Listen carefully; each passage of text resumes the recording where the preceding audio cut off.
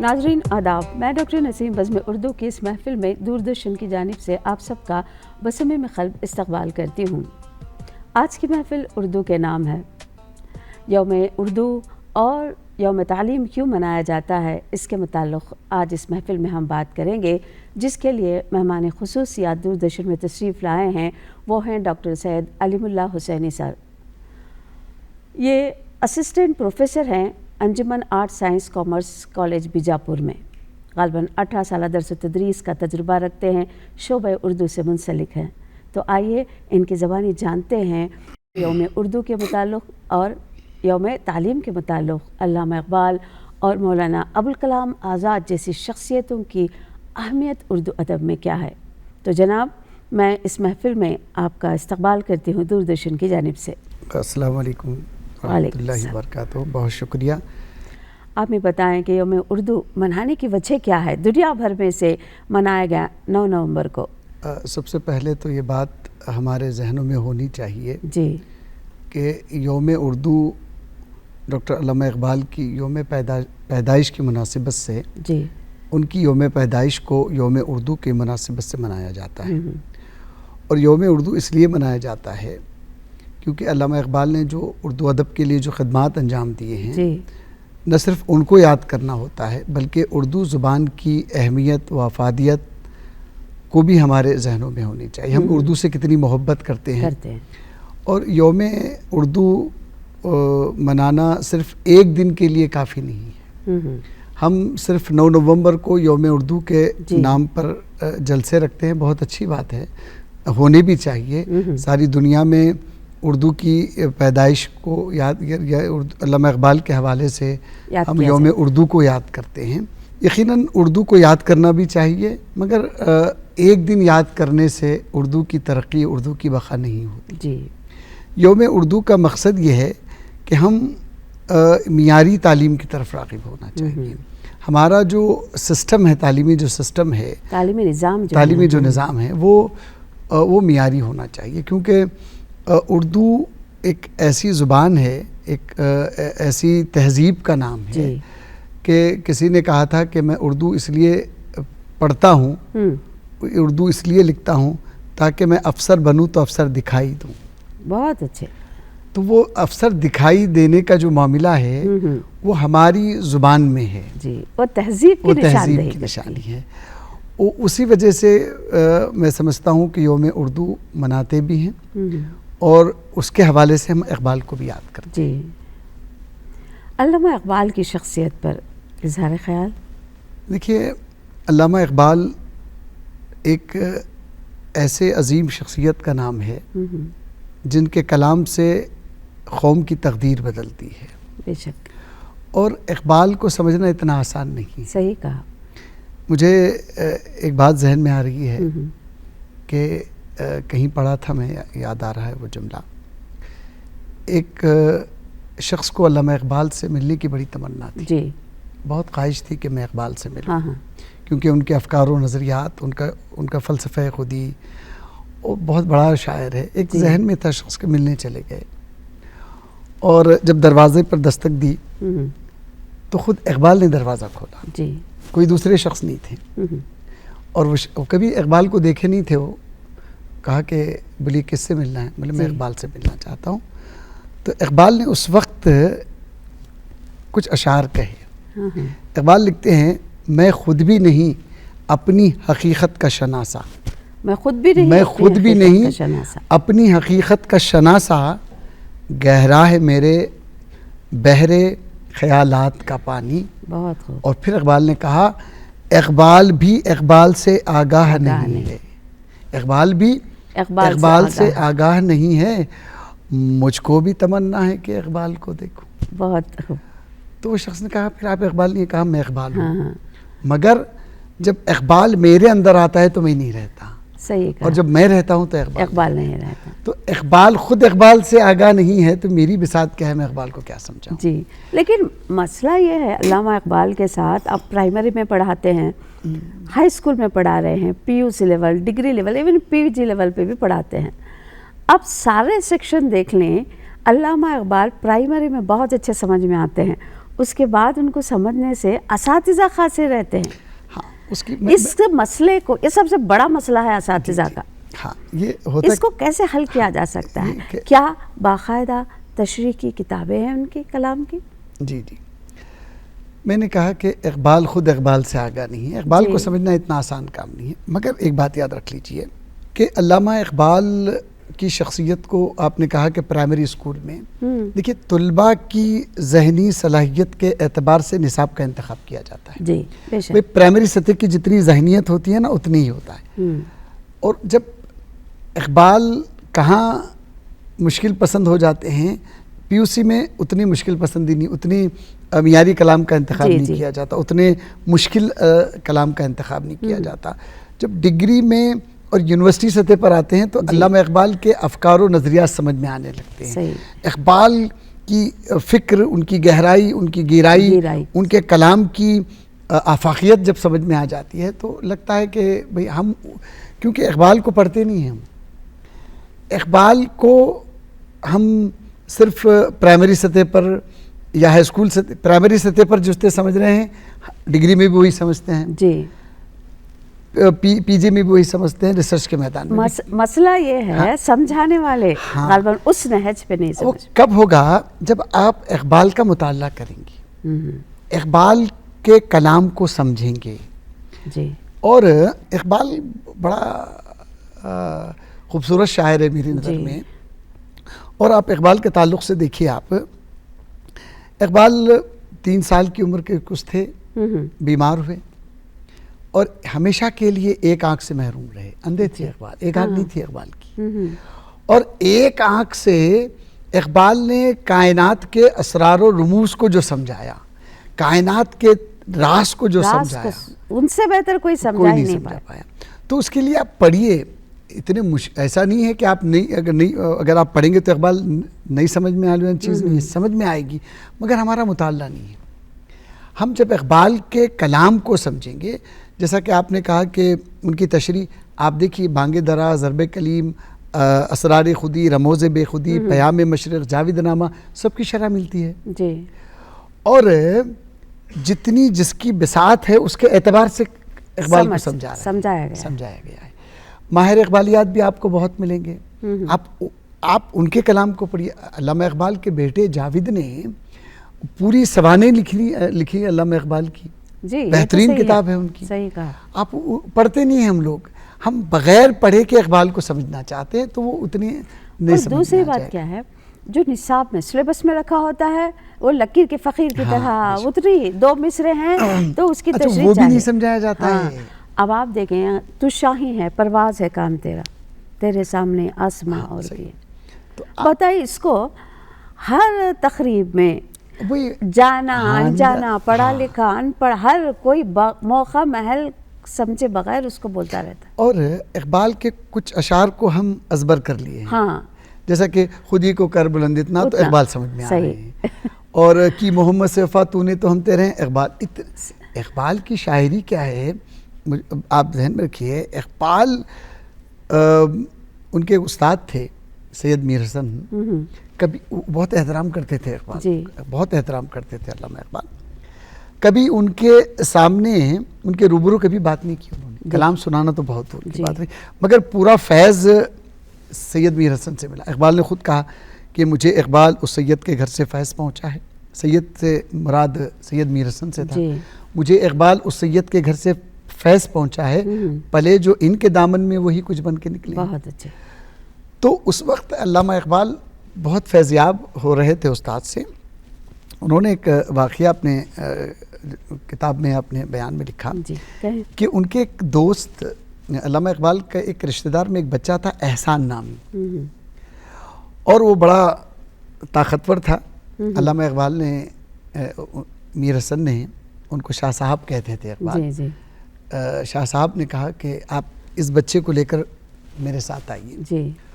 اور وہ بچہ اتنا وزنی تھا، اقبال کو اس کا جو وزن تھا برداشت نہیں ہوا. کچھ دیر دور لے کر گئے. ان کے استاد بہت آگے نکل گئے، میر حسن شاہ صاحب آگے نکل گئے، اور ایک دکان تھی، دکان کے سامنے انہوں نے بٹھا دیا. اور شاہ صاحب دیکھتے ہیں کہ اقبال اور بچہ نہیں آ رہا ہے تو پھر پیچھے آئے. پیچھے آنے کے بعد اس وقت اقبال کے استاد نے ایک شعر کہا. جی. انہوں نے وہ کہتے ہیں کہ اس کی برداشت بھی دشواری ہے, اس کی برداشت بھی دشواری ہے, کیونکہ وزن تھا جی بچہ. تو اس وقت فی البدی علامہ اقبال نے کبھی استاد کے سامنے انہوں نے شعر نہیں, پہلا شعر سنایا, انہوں نے کہا تیرا احسان بہت بھاری ہے, احسان نام کے حوالے سے. بہت دیکھیے تو یہ ہم یہ شعروں کو کبھی نہیں پڑھتے, نہیں پڑھتے سر, نہیں پڑھ, کسی کو نہیں پڑھتے. اور آپ دیکھیے اقبال کہتے ہیں, اب مقصد تخلیق کیا ہے اقبال نے بتایا کہ تیری ہستی ہی سے موقوف ہے نظم عالم. جی. تیری ہستی ہی سے موقوف ہے نظم عالم, دست قدرت کا بنایا ہوا شاہکار ہے تو, ہو یقین مردہ تو سگ تجھ سے ہے بہتر سو بار, ہو یقین زندہ تو پھر حیدر کرار ہے. اقبال نے کہا کہ اگر تمہاری فلسفے خودی زندہ ہے, اگر تمہاری فلسفے خودی مردہ ہو تو کتا تم سے 100 مرتبہ بہتر ہے. دیکھیے اگر تمہاری خودی زندہ ہے, تم مقصد تخلیق کو سمجھ رہے ہو اور زندگی کے اسرار و رموز کو سمجھ رہے ہو تو تم شعر کے مانند ہو. یہ شعر کبھی نہیں پڑھایا گیا. اگر آپ اپنے دیکھیے مقصد تخلیق کیوں اللہ تعالیٰ نے پیدا کیا دنیا میں, پیدا کرنے کا مقصد یہی ہے کہ آپ اپنی زندگی کو مادیت سے دور رکھ کر مقصد تخلیق کو سمجھ کر, اس لیے شاعر نے کہا کسی نے کہ میں کبھی مقصد تخلیق نہ بھولوں یا رب, آسمانوں کی بلندی کو بھی چھو لوں یا رب. بہت اچھے. تو فلسفہ خودی کیا ہے, شاہین کا استعمال کیوں کیا گیا, شاعری میں کیوں شامل کیا گیا, عقل کا استعمال کیوں کیا گیا, علاماتی پیرائے بہت استعمال کیے ہیں علامہ اقبال, علاماتی پیرایہ. ہاں بالکل, دیکھنے کو مقصد یہی ہے کہ سمجھانے کے لیے کیا گیا. اب آپ دیکھیے عقل کو تنقید سے فرصت نہیں, عشق پر اعمال کی بنیاد. عقل تو کیا ہے, فائدہ سوچتا ہے, عشق فائدہ نہیں سوچتا. اور اسی لیے نہیں کہا, اسی لیے کہا گیا نا کہ آپ کی شاعری کلام اللہ کی تفسیر ہے. بے شک بے شک. ارے اقبال تو قرآن کی تفسیر, اسرار و رموز تمام اس میں پوشیدہ ہیں. اقبال ایک مشرقی تہذیب کا علمبردار ہے. بے شک. اقبال حالانکہ یورپ کا بھی اقبال نے سفر کیا, جب یورپ میں وہاں کی تعلیم کو دیکھا, تعلیم سے متاثر ہوئے, تہذیب سے متاثر نہیں ہوئے. جب وہاں سے آئے تو بیرسٹر بھی رہے, اور انہوں نے یورپ کی تہذیب کو دیکھ کر انہوں نے شعر کہا کہ یورپ کی غلامی سے رضامند ہوا تو, یورپ کی غلامی سے رضامند ہوا تو, مجھ کو گلا تجھ سے ہے یورپ سے نہیں ہے. دیکھیے تو وہ بس اقبال کے علمی نظریات ہیں, اس کو عکس کرنا سب سے بڑی بات ہے. اور اب ظاہر سی بات ہے ہم نومبر میں یوم اقبال, یوم اردو کے عنوان سے تو مناتے ہیں, ساتھ ہی 11 نومبر کو ہم یوم تعلیم مناتے ہیں. اس کی کیا اہمیت ہے؟ دیکھیے سب سے بہت اہم چیز آپ نے بہت اچھا سوال بھی کیا کہ یوم تعلیم جو ہے, تعلیم ایک راستہ ہے, اس کی منزل جو ہے وہ علم ہے. یوم تعلیم ہم the first education minister of India یوم تعلیم اس لیے مناتے ہیں, مولانا ابوالکلام آزاد کی یوم پیدائش ہے, اور یوم پیدائش ابوالکلام آزاد کی اس لیے یوم تعلیم سے منسوب کیا گیا کیونکہ وہ ایجوکیشن وزیر تعلیم تھے, اور انہوں نے یوم تعلیم رہ کر تعلیم کی اہمیت کو نہ صرف اجاگر کیا بلکہ پریکٹیکلی طور پر انہوں نے 14 سال کے بچے تک کا جو تعلیمی سسٹم جو ہمارا تھا اس کو سدھارا. اور خاص طور پر ہم دیکھیے یوم تعلیم اس لیے بھی مناتے ہیں ہم کہ ابوالکلام آزاد نے تعلیمی نظریات کو سب سے زیادہ فوقیت دی. کہا کہ اگر قوم کی ترقی ہو سکتی ہے, کسی بھی قوم کی ترقی کا جو راز ہے وہ صرف تعلیم سے, وہ قوم زوال پذیر ہوتی ہے جو قوم تعلیم سے کنارہ کشی اختیار کر لیں. اب مولانا ابوالکلام آزاد کے متعلق کہہ رہے ہیں کہ آپ نے تعلیم پر زور دیا, کیا ہمارے پاس اس سے پہلے ایسا ماحول نہیں تھا؟ ماحول تھا, مگر جدید تعلیم کا رجحان ہمارے پاس نہیں تھا. سائنس اینڈ ٹیکنالوجی ہمارے پاس اتنی تھی. IIT کس کی دین ہے آپ بولیے. اگر آپ بات کرتے علامہ اقبال کی, جب جامعہ ملیہ اسلامیہ کی بنیاد رکھی جانی تھی اس وقت ہی علامہ اقبال نے اس بات پر زور دیا تھا کہ ہم کو ادب اور فلسفے کی ضرورت نہیں ہے, سائنسی اور تکنیکی علوم کی ضرورت. تو وہاں سے شروعات ہوتی ہے. شروعات عملی طور پر دیکھیے آزاد نے عملی طور پر سائنسی انسٹیٹیوشن قائم کیے, انہوں نے سائنسی ادارے قائم کیے, اور اردو کے ذریعے سے سائنس اینڈ ٹیکنالوجی کی طرف بھی علامہ اقبال نے راغب کیا. یہ کس نے کیا بولیے آپ؟ یہ کسی نے نہیں کیا. دیکھیے بولنا آسان ہے. اگر آپ بول رہے ہیں کہ بھئی سائنٹیفک نظریات ہمارے پاس ہو, سائنسی تعلیم ہمارے, آپ ذریعے تو بھی فراہم کیجئے نا. ہمارے پاس ذرائع کہاں تھے بولیے آپ؟ آج بنگلور میں ہم دیکھتے ہیں آئی آئی ٹی کا جو زور ہے, آئی آئی ٹی جو بیکاز آف, میں سمجھتا ہوں مولانا ابوالکلام آزاد ہے. اس بات سے انکار اور ایک بات دیکھیے, آج مولانا ابوالکلام آزاد کی وجہ سے اتنے ادارے ہیں. خود حیدرآباد میں آپ دیکھیے مولانا ابوالکلام آزاد ادارہ قائم ہوا ہے, یونیورسٹی قائم ہوئی, اور وہاں پر صرف اردو کی تعلیم نہیں دی جا سکتی, اردو تعلیم نہیں دی جاتی, بلکہ اردو کے ذریعے سائنٹیفک نظریات کو بھی پیش کیا, سائنسی تعلیم, ٹیکنیکی خاص طور پر, کیونکہ یہ دور جو ہے یہ ٹیکنیکل دور ہے. یہ دور میں آپ اس وقت آپ کی اہمیت و افادیت کو منوا سکتے ہیں جب آپ دور کے ساتھ چلتے ہیں. اس کا اثر جیسے آپ کہہ رہے ہیں کہ آج ہم دیکھ رہے ہیں, بنگلور سلیکان سٹی کہا جاتا ہے, حیدرآباد میں بھی آپ سب سے زیادہ ٹیکنیکل ایجوکیشن کی بات کریں, تکنیکی علوم کی بھرمار ہے. کیا یہ دونوں شہر ہی ہے مخصوص ہو کر رکھے, دونوں شہر حیدرآباد اور بنگلور؟ جی, کیا اس کو چھوڑ کر بھی آپ دیکھیے بامبے میں بھی ہے, آپ بامبے ہے, دلی ہے, لیکن جتنا بول بالا ان شہروں میں ہے, کیونکہ دیکھیے کرناٹک جو خاص طور پر ہمارے پاس ٹیکنیکل اعتبار سے سارے ہندوستان میں میں سمجھتا ہوں کرناٹک نمبر 1 بنگلور ہے. یہاں جس طرح کے کمپنیز میں جس طرح کے سہولیات فراہم کی جاتی ہیں وہ دوسرے علاقے میں میرے علم کے حساب سے تو نہیں. آپ دیکھیے یہ جو ویب سائٹ جو تیار ہوتے ہیں, یو سی ایم, جو آپ ڈگری کالج میں ہمارے پاس جو بچوں کو مارکس ڈالے جاتے ہیں وہ سب آن لائن ہو رہے ہیں. جی, باضابطہ طور پر یونیورسٹیز اپنے ویب سائٹ تیار کر رہی ہے. میں سمجھتی ہوں جو افکار و نظریات مولانا آزاد کے تھے اس کو آپ لوگوں نے, کرناٹک والوں نے بڑے ہی سنجیدہ طریقے سے لے لیا, کیونکہ آپ اسے اعتبار سے دیکھیں تکنیکی علوم کی, ٹیکنیکی علوم کرناٹک میں تو ہے ہی ہے, مگر آپ دیکھیے دلی میں بھی بول بالا ہے, بامبے میں بھی ہے, اپنے آنکھوں کے سامنے دیکھ رہے ہیں, اور زیادہ تر تعداد ہاں ہے. جی, تو مولانا آزاد کے متعلق ایک اور بات کہی جاتی ہے کہ آپ کی شخصیت ہمہ جہت ہے. بے شک. مثلا مولانا ابوالکلام آزاد تفسیر القرآن بھی رہے. جی, آپ کی زبان جو تھی وہ عربی تھی, مگر آپ صرف عربی سے واقف نہیں تھے بلکہ آپ انگریزی بھی جانتے تھے, فرانسی بھی جانتے تھے, اردو بھی جانتے تھے. یہ ایک اعتبار سے. دوسری چیز, مولانا ابوالکلام آزاد کی ہماجہ شخصیت اس لیے بھی کہا جاتا ہے, علوم و فنون کے اعتبار سے بھی بڑے اسٹرانگ رہے, اور ہندوستان کی آزادی میں مولانا کا بہت اہم رول رہا. مولانا آزاد یہ چاہتے تھے کہ ہندوستان آزاد اس وقت ہونا چاہیے جب ہم قومی ایک جہتی ہمارے پاس ہو. یہ تمام مذاہب کو لے کر چلنے والی شخصیت کا, اسی لیے ان کو ہمہ جہت, قومی ایک جہتی کی بہترین اگر کہیں مثال ملتی ہے تو وہ آپ کو آزاد ہیں. انہوں نے کہا تھا کہ مجھے ایسی آزادی نہیں چاہیے جو ہندو مسلم کو الگ کر دیں. وہ اس کے حق میں تھے بھی نہیں تھے. مولانا ابوالکلام آزاد چاہتے تھے کہ ہندوستان ایک سیکولر دیش ہے, یہاں کسی کا ایک شعر ہے کہ اے کاش اپنے ملک میں ایسی فضا چلے, مندر جلے تو رنج مسلمان کو بھی ہو. اے کاش اپنے ملک میں ایسی فضا چلے کہ مندر جلے تو رنج مسلمان کو بھی ہو, پامال ہو نہ پائے نہ مسجد کی آبرو, یہ فکر مندروں کے نگہبان کو بھی ہو. تو یہ جو سیکولرزم کا جو پیغام جو ہے یہ آج نے آزاد نہیں دیا. اور اسی اعتبار سے بھی دیکھا جائے تو کرناٹک قومی یکجہتی کے لیے جانا جاتا ہے. آپ کتنی ریاستیں ہیں ہندوستان بھر میں, لیکن کرناٹک وہ واحد ریاست ہے.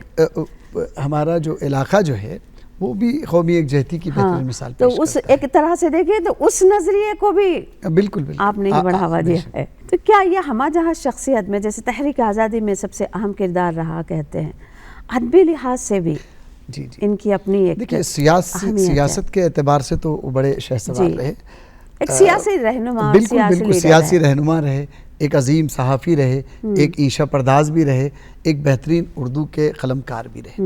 ادبی اعتبار سے اردو کے حوالے سے دیکھیے آپ, مولانا ابوالکلام آزاد کو جب ہم طالب علمی کے دور میں بچوں کو ہم بھی پڑھے بھی ہیں پڑھاتے بھی ہیں, ادبی بے شمار خدمات ہیں مولانا ابوالکلام.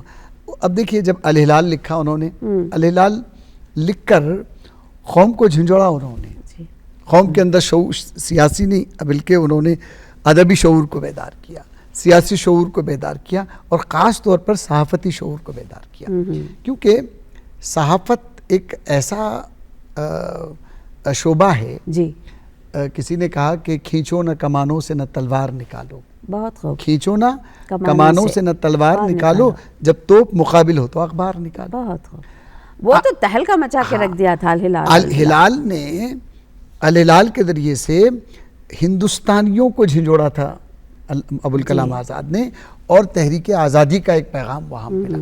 اس کے بعد آپ دیکھیے ادبی سب سے بڑا کارنامہ اگر ہم دیکھتے ہیں مولانا ابوالکلام آزاد کا، وہ غبار خاطر ہے۔ جی، غبار خاطر انہوں نے احمد نگر کی جیل میں بیٹھ کر لکھا، یہ تو بہت قلعہ احمد نگر، جی یہ تو جانتے ہیں آپ۔ دیکھیے کہ ایک آدمی ہندوستان کی آزادی کے لیے لڑ رہا ہے، جی، ایک آدمی ہندو مسلم اتحاد کے لیے لڑ رہا ہے، بے شک، ایک آدمی جیل میں بیٹھ کر اپنی